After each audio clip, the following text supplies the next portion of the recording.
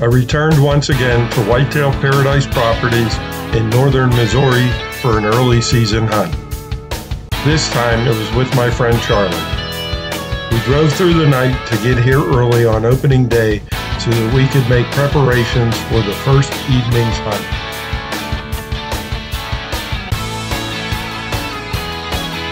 I decided to make my first evening's hunt over a recently installed pond. It was showing some good prospects on trail cameras, and given the heat, was hoping they would show early.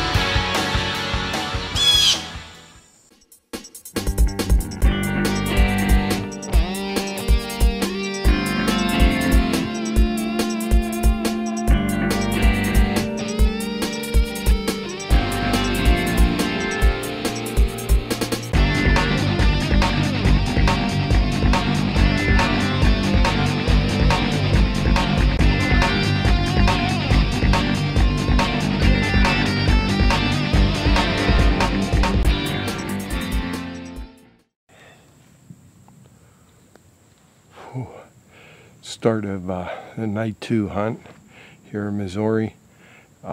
It's got to be at least 90 degrees. Very difficult to keep the scent control with all the sweating you're doing, just even getting to the stand. We're hunting a patch of woods, oaks on the south end of the property. We've seen some nice deer, especially a 11 point 10 with a split brow tine. Would love to get that deer, big huge neck on him, squared off body.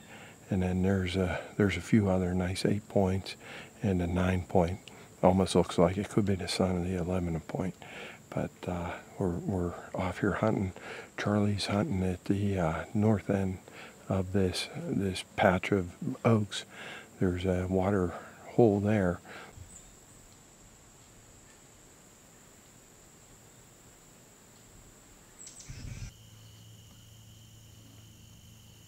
Meanwhile, Charlie was sitting over the water hole and had this massive 2x2 come in for a drink.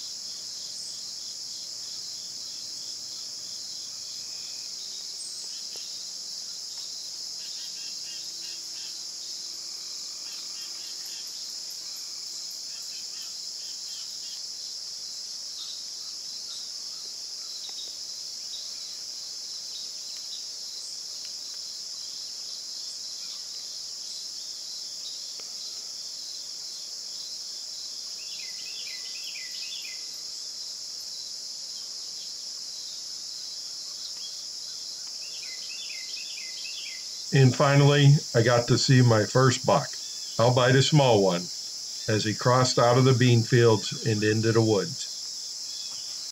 Night 3, still hot, a little bit more of a breeze tonight. It's been tough going, but we decided to switch over to the west side of the property, very north end. Earlier in August, there were some pretty good sized bucks on this field.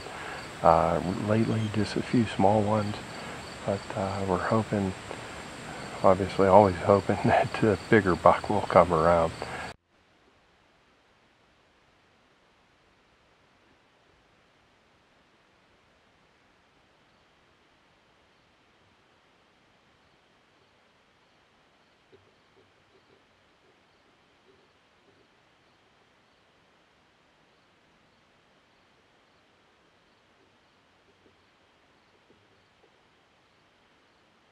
Well, we may have had the break in weather. As you can probably hear, it's gotten windy. Temperature dropped from about 85 to 75 real quick. Some little storms came in. See some rain. So hopefully this weather change gets them up and moving this evening. To head on out to the stand. I'm headed to the very south end of the property. Hoping there's a stand there that I can catch them coming out to the field.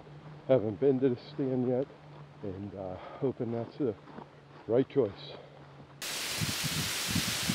The stand was near the south end of the property border, with a gully running through the woods to my south and bean fields to my north.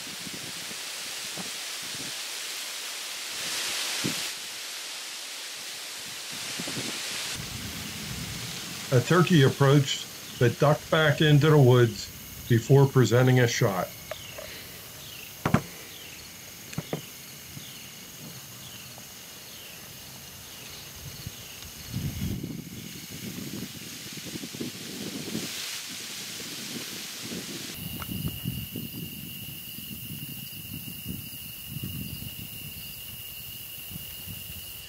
And then an interesting looking 6-point entered the bean field behind a couple of does.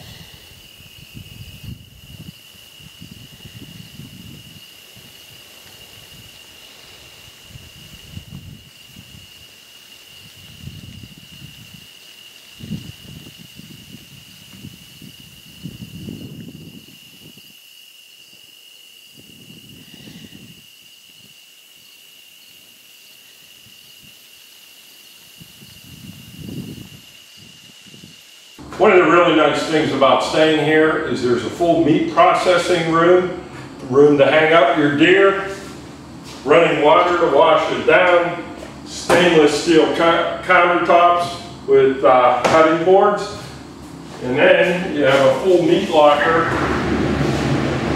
to refrigerate your meat until it's time to go home. Fortunately, it's looking pretty empty, and we hope to change that in the next couple days.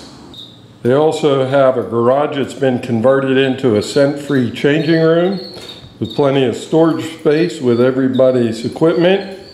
And on the walls are maps,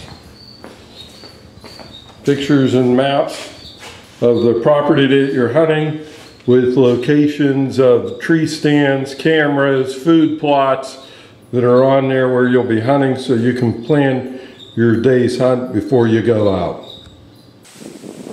Well, as you can tell, it is windy as all get out here tonight. It's going to blow for the whole evening. The great thing is this evening a storm's going to roll through about midnight, rain for a couple hours. Temperatures are going to drop, and hopefully with that temperature drop over the next day and a half when we're out here, we'll get a shot at a big buck. One of the problems I forgot tonight was my boom mic with the wind buffer on it, so it's going to sound pretty bad, but that's part of carrying all this equipment when you're filming on your own.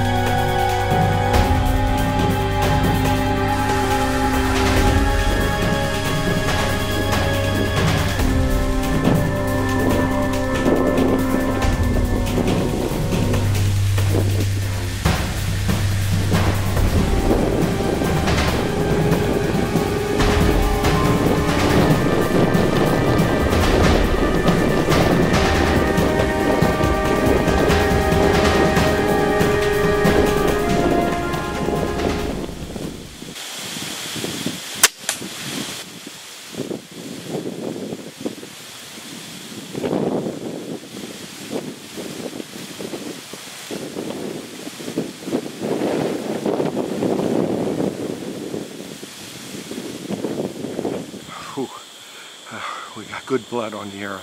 Just didn't have the angle on him. It was head on all the way till he turned at the last minute. I don't even think I moved the camera to get the kill shot, but I got good blood on the arrow. I'm going to back out of here, go pick up Charlie, and we'll head down and we'll be doing some tracking. Well, there's the bolt.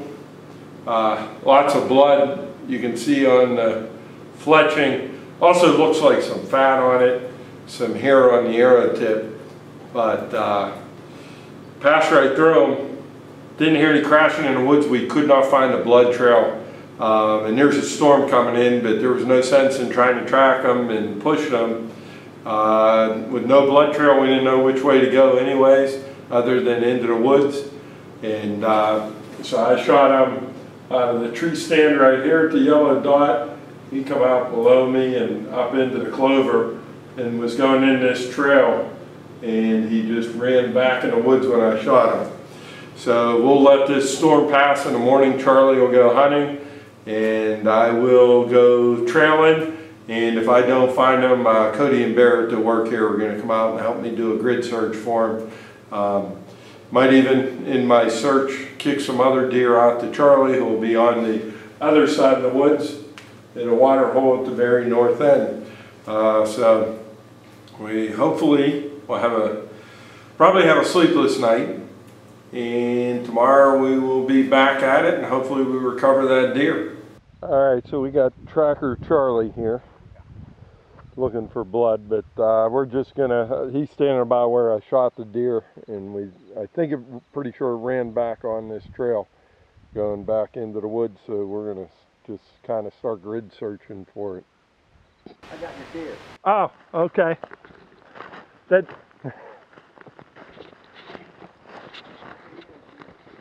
we take it up to the switchgrass. We go up that. Yeah, no, I know what you're trying to say, because it is freaking gully. At least he didn't go down into the gully. No, it's pretty stable. Yeah, because if he'd have dropped off in there, we'd have been in a hell of a lot of work.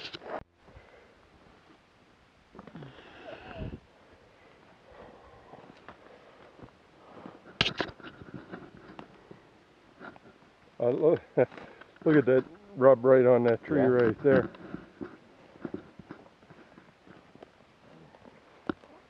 Looks like they didn't have real big tines on them, but No. wide and stiff now. Oh yeah.